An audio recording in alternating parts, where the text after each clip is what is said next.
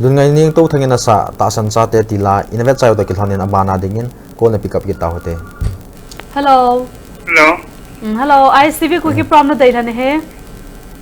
La ka nei dan telura mo. Hethem mama jinge hella amasa penin tunia ISTV Ladeilhen he ngai lu a phone hin bot pi hi amin to om na ko nom ve. Kamin sai pu sai. Hola ya ko na. Ma ka na nei na hen na. Merina hin a hethem be senin tin confused ta ho. Hitso. Sama market nana. Henge ka he pa. Ai le a he pa ipilan in Ladeilhen no ma min seo. Dun ngai ni na sana. He pa in sumai cham pe mo po nam bi na kan Ladeilhen kin nom cho. Henge ai le angai ding ami na Ladeilhen no ma le en seo. An Ladeilhen ni angai ga Ladeilhen sana. Kang pok piam oi po do Ladeilhen sumi te. Le hemin gang te le ulen ngam Haokip len sumi te na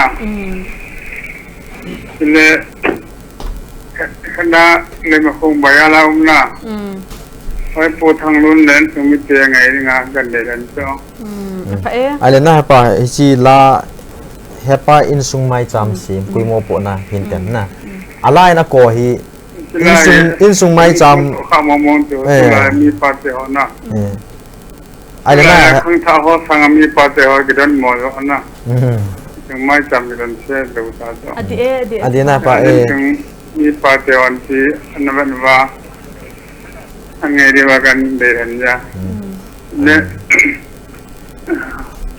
lo ta ju tan de in sung mai cham esila he ata bana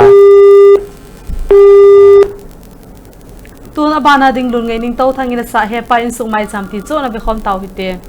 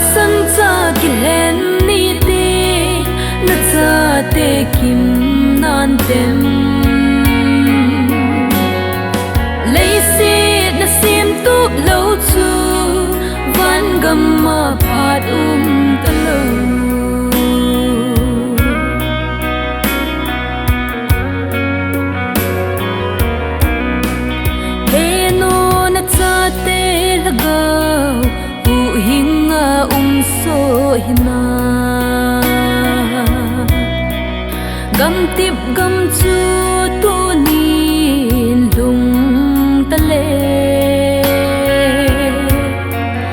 in sung mi te kim so na di vem ta san cha ki len ni te na cha te kim nan tem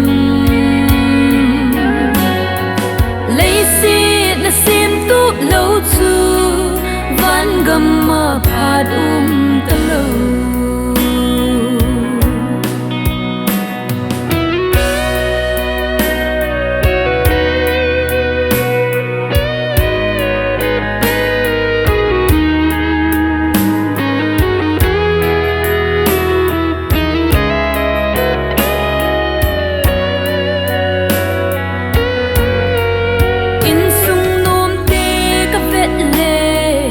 van gam alang nge pa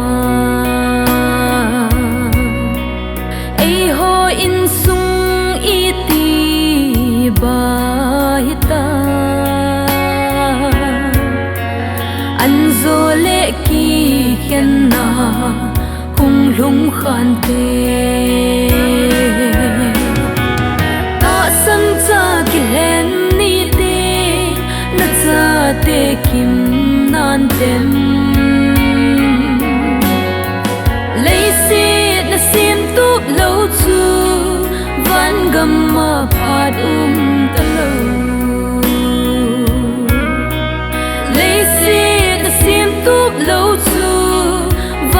ma phat talo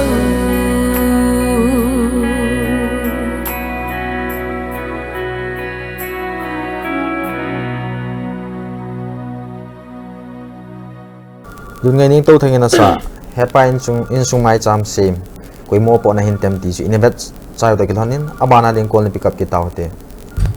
Hello. Hello. Hello. Are la sarkan de nong kine.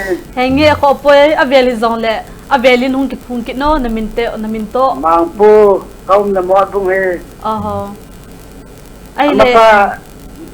Amasa Ladeilhen na. Ladeilhen tu jolang buzu dia lai tawai dia na kinai do the telo na. Itu jo ve la kan de dan kilo me. Hengi Akha ben ti pano tinai le na.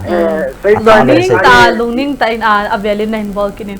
Ay le tu niya hilangai ta kanin thengo ipila pen hidham. Amasa haba. Amasa le tange ti agom panna. Patenin engai du jeun ki tese. Koi sa ham.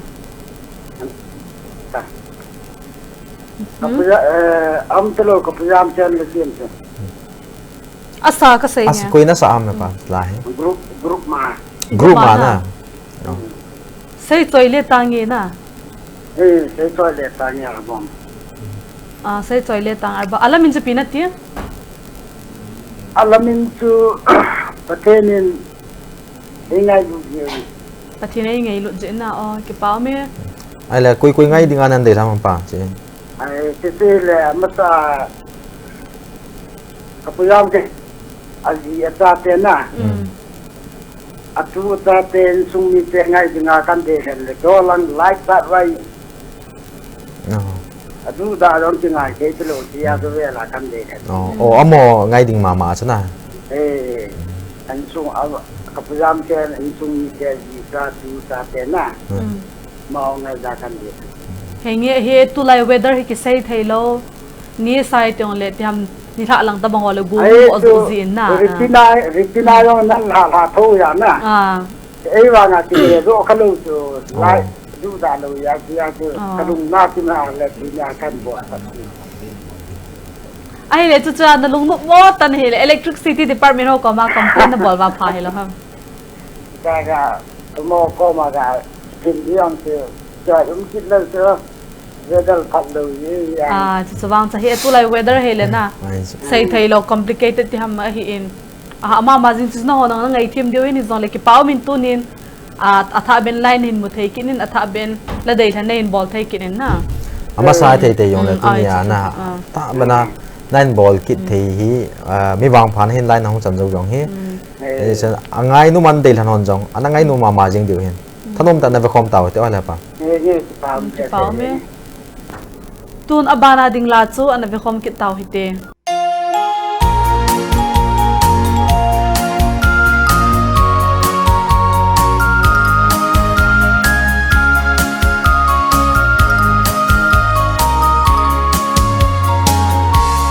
Patenin engai lut se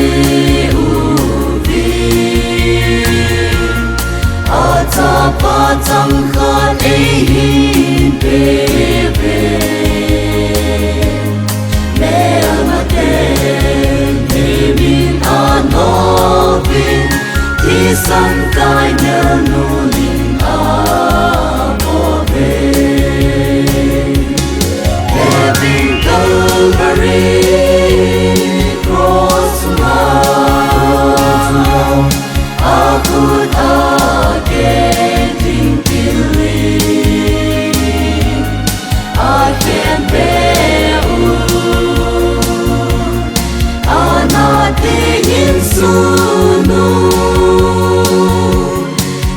Sun let me see along honey too. God's on sin, a sorting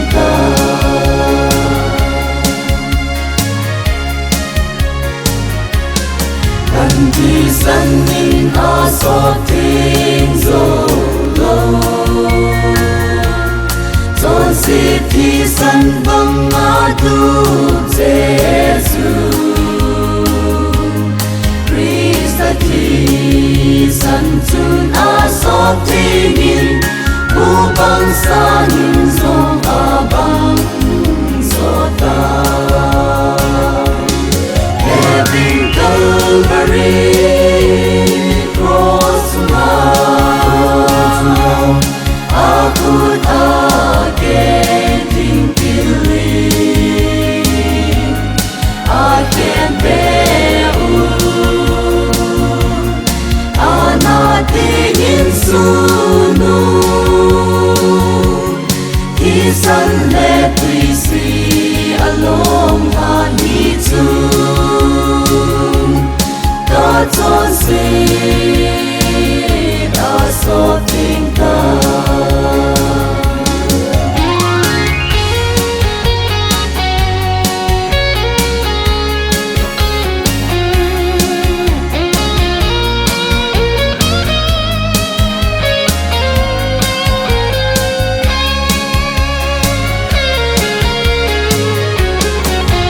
Chọn xin ngon thì sân vâng rộng lẽ ngày đốt bỏ thì nhìn thấy ngài đầu mù tô so đam ngã tinh tê nông son đô lô đi đây xem ta về Calvary cross now I could again think believe I can bear nothing in sunu Kisan let we see along honey too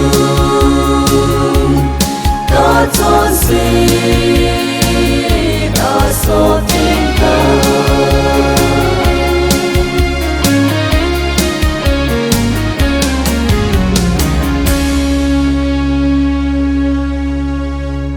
Say joy leo te tila inveta ven abana ding ko na pick up kita hote. Hello. Hello. Hello. ISTV Kuki program Ladeilhen hi. Kan solan kan mula kalan tan let ga ka. Châu chin thei đâu ta chu la. ISTV Kuki program Ladeilhen na nang ma kain limu ve. Tu ni ai pilan an Deilhen nu maham. Ja so hoi ni la ma kan Deilhen ja chom an Deilhen kita no. Ai ha ti. Namin to nom nanin sei pi masat wo na. Ba tong jang S15. Nalai na tan ji hin he pa no wan sa hi otin na. Le kai pilan in Deilhen dia mo in sei ne. Jal ha so film makan vat do na. Nu nei ngai da min ti ho hat jan ha ka vat don tan Allah alap di ti ja nu nei ngai da min ja sa bin na. Khoi ka sa ma man ti ne le ju kan Deilhen nom ni. Kange le angai ding ami na Deilhen mi malin seyo. Angai ding hi ala chi da na thim dan ju ka bel le tu lai khang dong khang tha ho le kha sim ho na. Ai ma mai na di. Anu apa na boy pi hele wa chingol sa mi tam ta min te na mo khang tha ho yo si ti me yo ti. Khang tha ISTV na bi ho jo sin. Sim lai ho yo sin nu le pan gan te ta so ma. Chingol sa mi tam ta min he ti ho na ba te ha ju ka hin de la ne. Ala tu sang tiu hello bin na pa. Visual album giti hi acting ho in zong ichan yam khana vet jui thei ta ain tho do ju hin na ala sapa chung la sapa chung ang ki pa thu seven acting ball pa chung ang ki pa thu seven na ye ya hai mama ye thi ball ju na anu apang jong asa ta pang pa jong ai mama la sanu la so poi sai mang ka ye poin na ka heta ai le chu banga na ngai do kha he ta le Hiche film company te hi ite sei dia til khona chang ni in sei tong he pa ha Hiche film a company Hiche film bol te hi na mabana hi itab chi sang hoi zo le phazo a bol thei che na ding vin nangin til khona neu khat be ang seyo ngen sei pathin ma pui ju an nang khanta bol pen we khang tha te dinga ba jui thei ta na bol do we aban chen yong le mi mo mi pa ho ai lo le ti ha gam sung nam le jap sunga da ju thei ta film da thei ta tam pin bo ro hanu nghe cái bao mê tàu na ipan jing deu na pa cha te nau teo ki pe na hin na mai chama tàu na ilu jing te wa le meu se lo thing ji hin na film a hi wang gospel film a hi in ki hil na thei tam taw ma hin na pa ya so thasam ni la tàu na ipan jing deu tiong kan tim na hi chun nan la Ladeilhen hi bon sawin khang dong ho jo se to thanom tan na phom taw te bai tu na bana ding henu nei ngai da min ti chu ana bi khom ki taw hite nei ngai lut na he pa lovin anu nok sa ka hol pi in akinep na gui sung joulou ka ka sa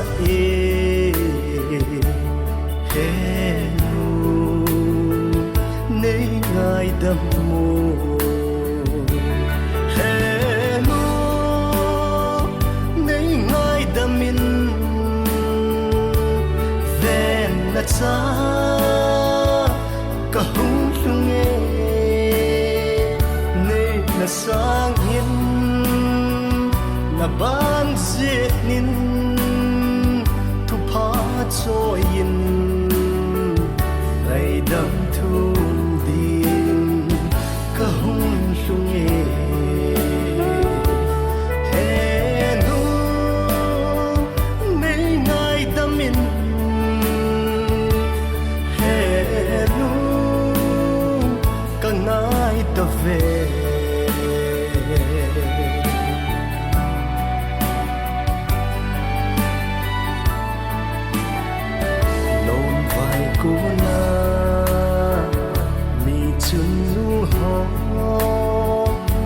son khom te na meng kamun ka chun nu tia kalam to ding ka gu chi le he nu ka vai mo si samang zanga tu na khusung veng sung na meng alang tu ni asan so san lung le akan phunge chung na melo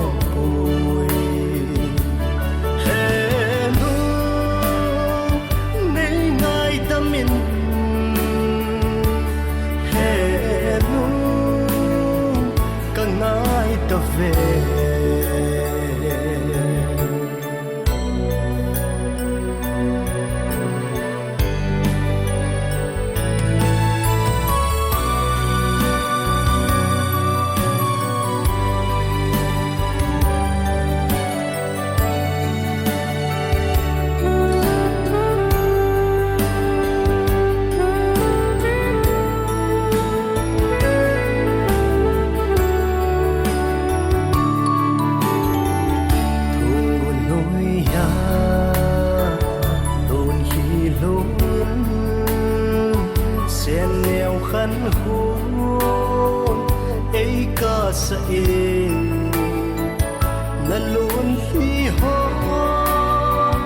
te ul dinga ka hum phat na chung nei da sa ham he no nei ngai da min ven na cha ka hung lung nei na sang hin na bang zet nin thu pha choi in ai dam thu din ka hung lung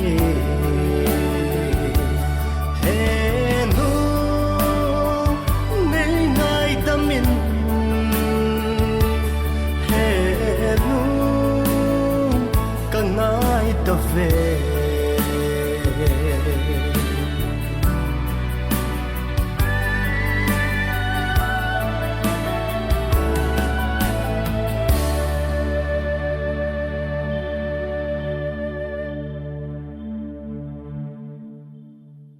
henu nei ngai damin tila chu inavet chai to kilhanin amana ding kon pick up ki taute hello hello hello ISTV Kuki from Ladeilhen he thằng boy cái kia này henge na pon to e le ipila to ai nei Ladeilhen kit dia mo insane cái bên này không sai na sa vang này tăng pa chu kan Ladeilhen non kia này wang nei tang pa beni khong sai na sa na pa wang nei tang pa na hi dan ham pa vang này tăng pa cái đá này rồi cha tin pa te ko maga sai na kilom lo hi jong len ei dei wang nei tang pa nei chun o cha nom ja chu kain do jeng hin na vang này lâu xe xin anh đang ai leo cái gì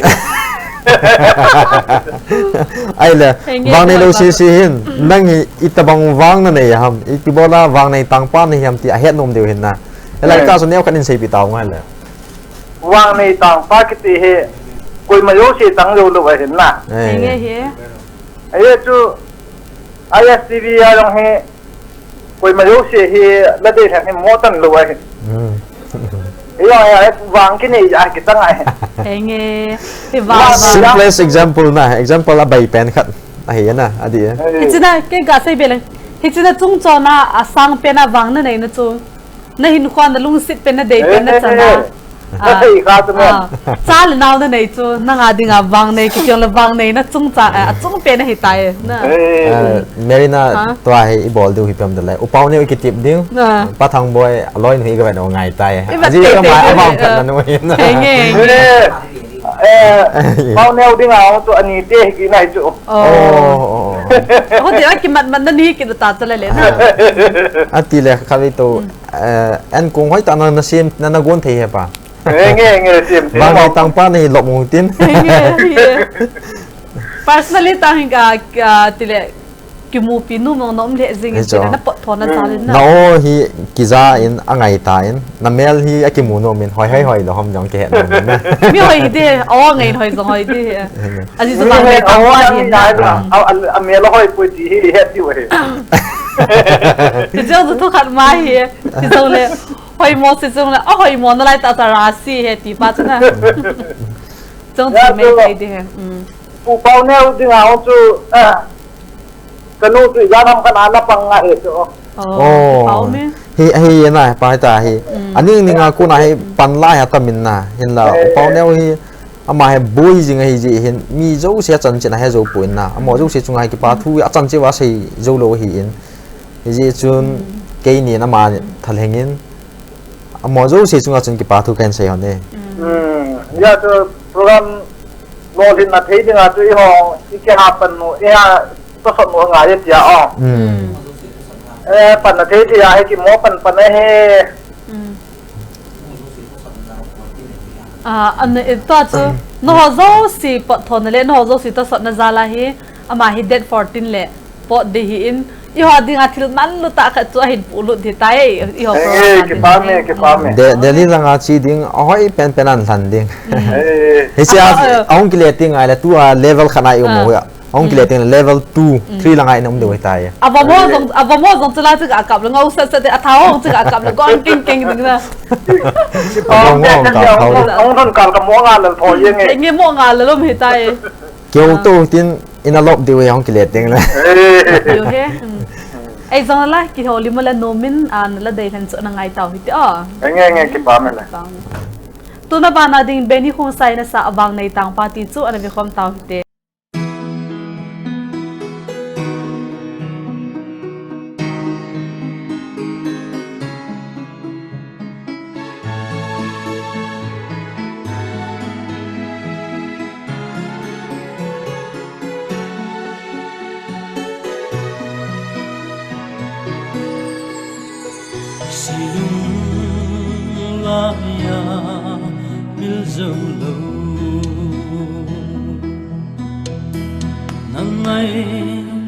น na kum khu so tai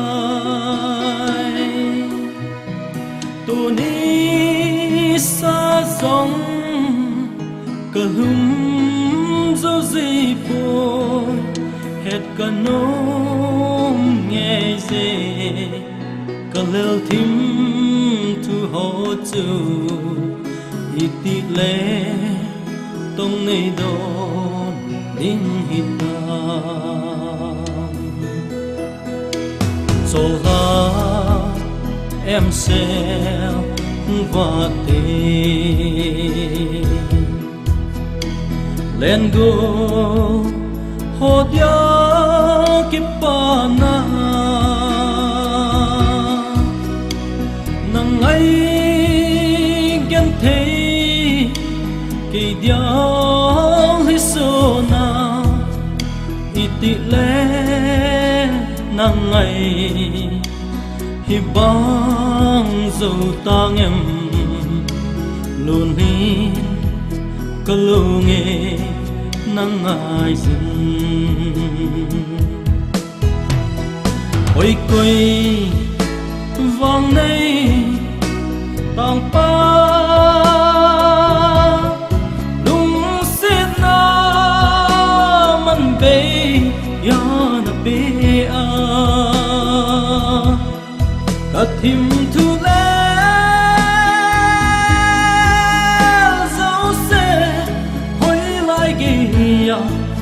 phải thầm hít tâm say mây gì tu ra đi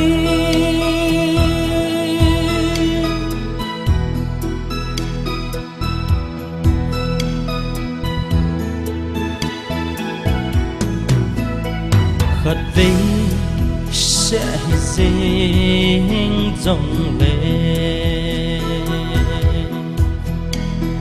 ahin lung sit e nei tin lam chu ting ke ma ton so tin miêu ta nghe ti la ka gen the na zo se chu te nga lung de com dồn tan quay quay vang nay tang pa lung xin na man be ya na be a ka thim thu le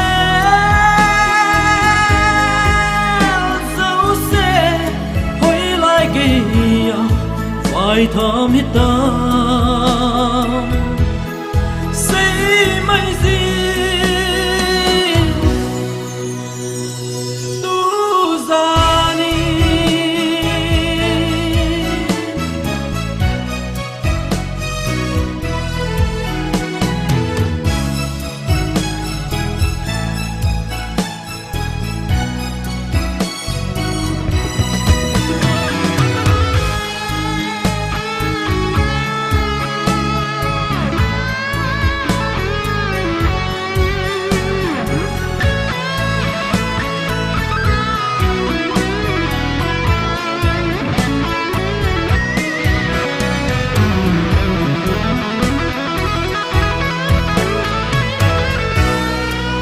thim thu le dấu xe quay lại kia phải thầm hít tâm say mây gì tu ra đi thim thu le dấu xe quay lại kia phải thầm hít tâm say mây gì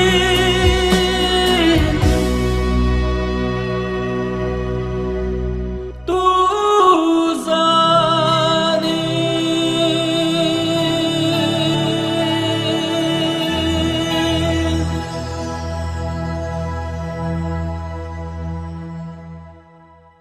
Benny khong sai na sa wang nei tang party large innovatawin abana ding call ni pick up kita hote. Hello. Hello. Hello, ISTV Kuki from Ladeilhen he. Ladeilhen bol kit tao te. Bol kit tao te. Bol Ai kit tao. thei mama e. Ai thei si chun na millen no komin na hin sai pi over. Kom na hi le kampu ti wan nam bol e. Kami ni le sei boy. Hinge Apai na pa ki pa me kang pu pi hi e ho emite chen na ding azong mun lien loi a hi en. Hilang aku na phone and ball ting wa lumun chum jin na. Ki pa min ai la tu nya hi ipila innovate kom wa in ngai kom ding nan dei san nu ma. Ka lam ne ding de tiếng nu na sa na. Rồi na tia sa hon album min tra hai da tu. Naga hai lo di dan ya. Naga hai di dan ya. Naga hai lo di ya. Naga hai sa. Aban le paten ngazin na. Aban ting le hoi ta energy don lang na pa. Ai le he pa ang koi ngai li tan hin dei na min seyo. Angai ding amin na dei tan mi man hin seyo. Elai kau pra tiang na. Ban nam mol I na song boy mau ki nga he nei. Te tiang le. Ban nam mol khao ki na u hat ding. Te tiang le riang tha lang a tiang. Oi ja pu thun lam na. Te tiang le song hang riang a thằng ra mang hàng tiếng na. Te tiang le mul ta ma hát nu. To jo se ngai na kan hen e sila. Bola mo chun an dei lan tu ma pa. To hin di tham ISTV na ve he wa na. Chi ka gin mo thim ja ka kan do. Abale lan hin dei lan jo hi lang ngai ta ahin na. Ken atum ben hin ke sai hin ke la ling chila hi kapan jo ngai nu ma hi na phat se YouTube hon aven chila hi ave vizing jinai la chum ben ken ang kapa ngai ding ka dei han kine na phal na am. Aki ja hi de lap pang lai pa pam na. Henge no pon thole jing na ba to go ma zo nin dei lan hin ji chun na la dei lan chana ve khom taw hite. Ka ki pa e ke ya. Tu na bana ding lam nei thing le thing nu na sa zona ti chu ana ve khom taw hite.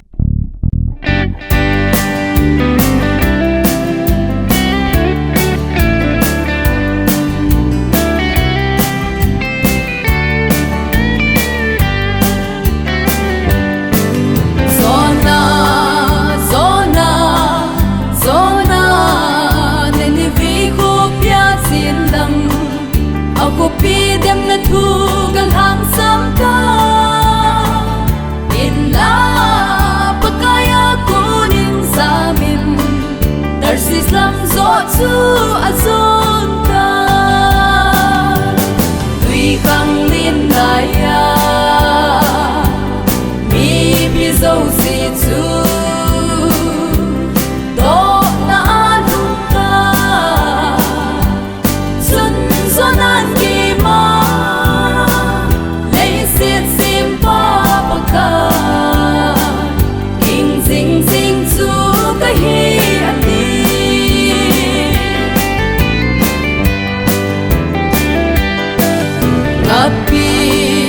oi sung nga chun ni thum le zan thum sung in ataw kai ki si in pakai ko ma pakai in a sit na ngai dang min a go kit dai le sit chung na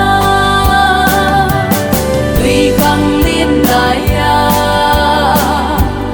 mi bi zo si chu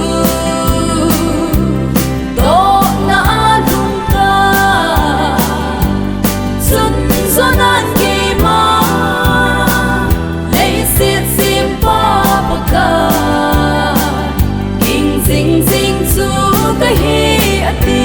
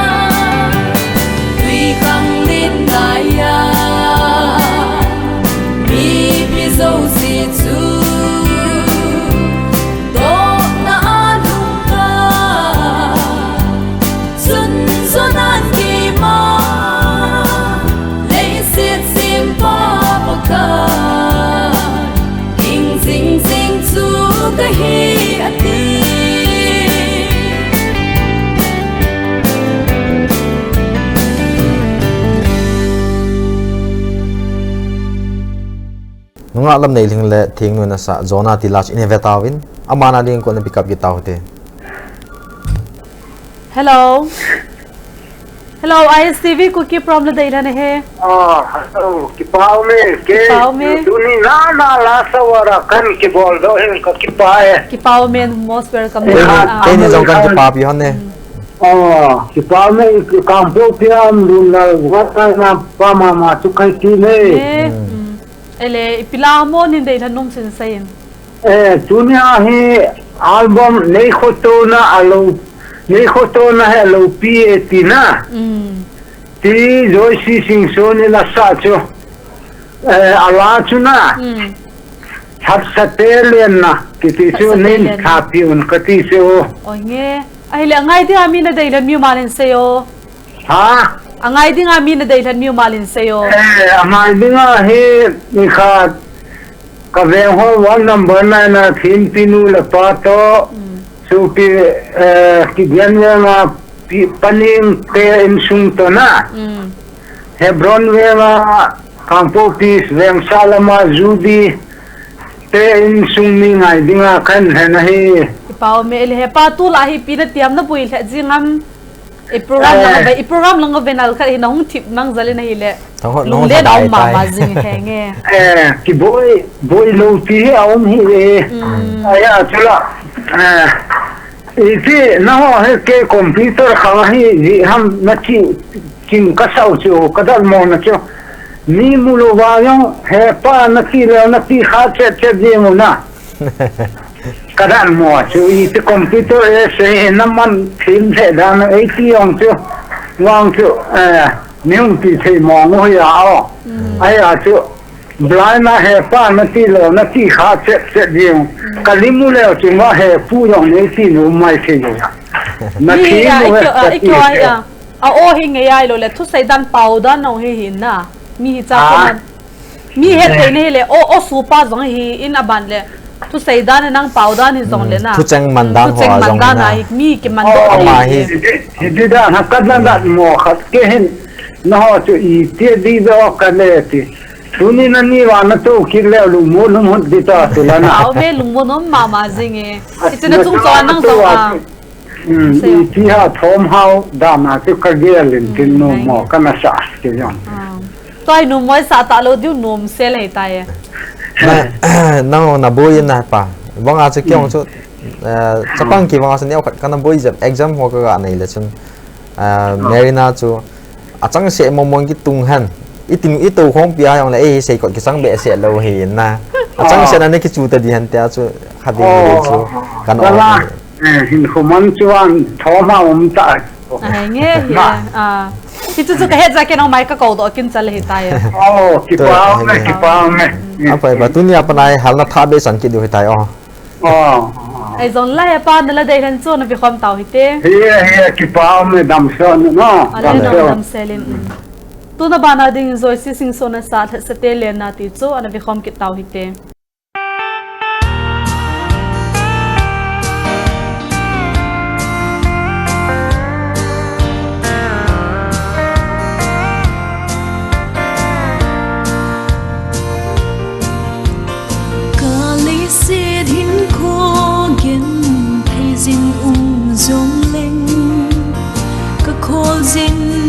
trái tim khi pa lên đinh đông mít nín cơ cơ mũi tôn sốt in nôm chú ôi ti tớ lê cơ hùng vùng đêm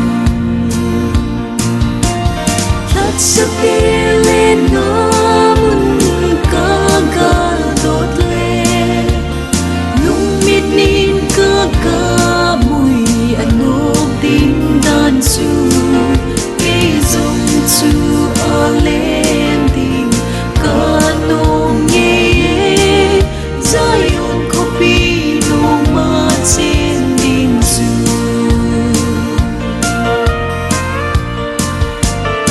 chỉ mà sang ấy chính sẽ nô min à lên nguy van mi thèn tê tô kỳ pa in a lên nguy hallelujah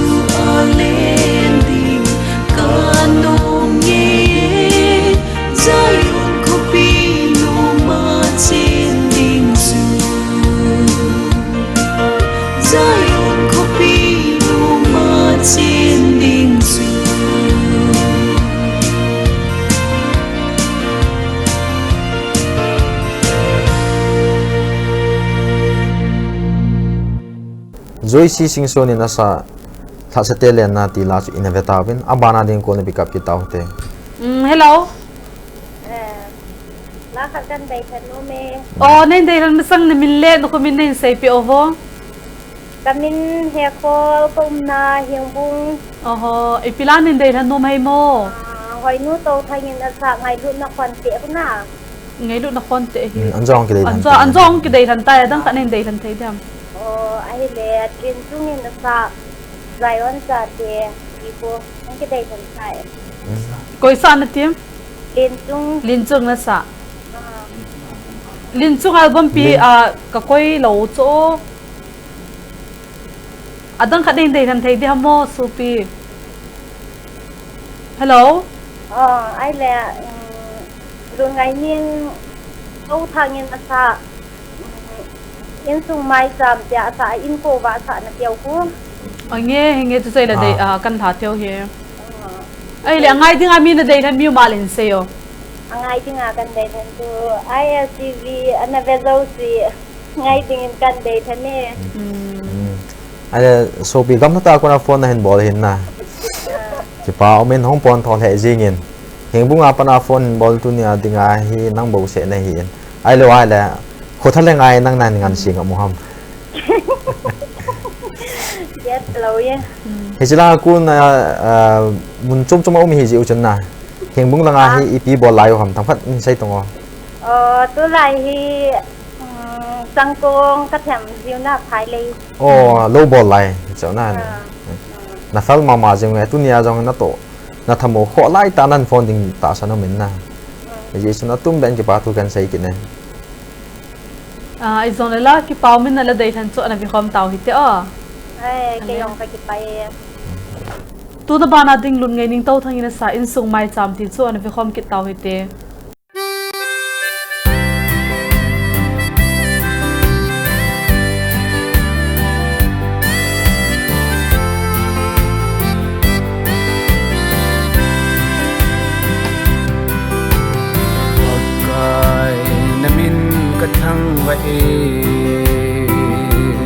mi pa ke hing lalle rasam hi mai lun na nei chanin kazile ka cha chang mi tin na nei pui hoi na ji in sung ki kim ma ba chai la sa mai chang sim khom hi alo di e thu la la ki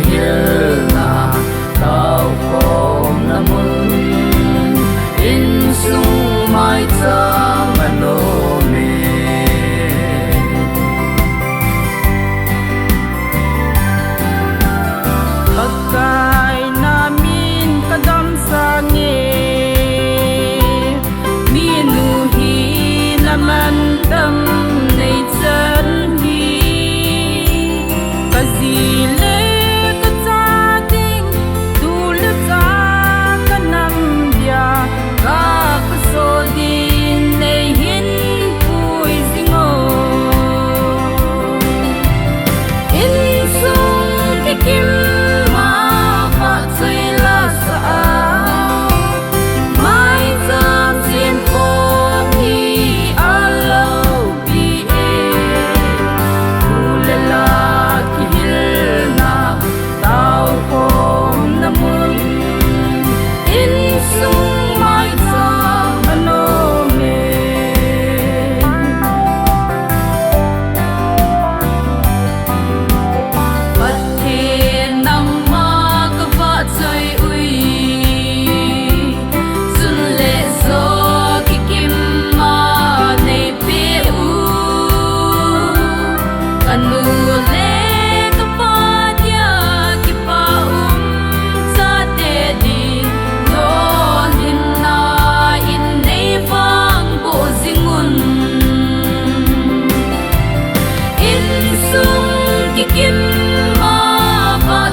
la sa mai zam sin phong hi alo bi e kulala ki hil na tao kom na mun in sung mai zam ano me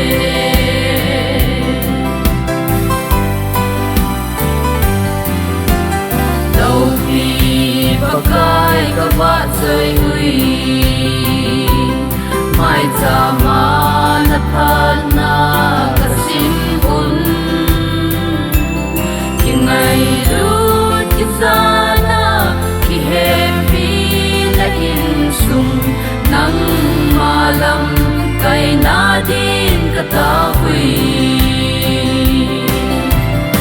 in sum ki kim ma pa kai ma sai anong tangi hallelujah pangamat kizom hen pakai anga insung mai tam alobi tulela kihilna tau kon namun insung mai tam anomi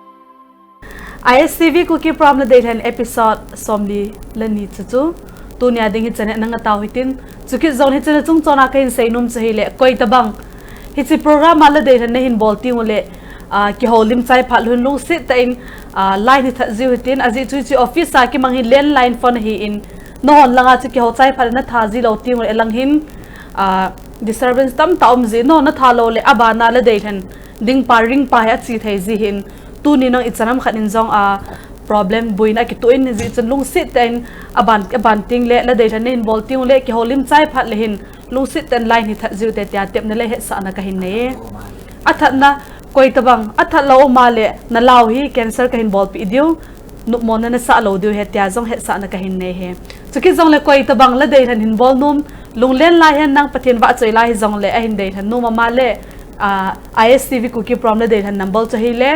0385-244-2149 Avelin 0385-244-2149 Hits number mang chahi la deilhen hin bol theo he chukit zong le tu nya la deilhen hin bol ho zo sinabon chu chongwa ke pa thu khain saving tu nya ding I program chu hitsan hin anukhum kha taw hite tu le la ki hil na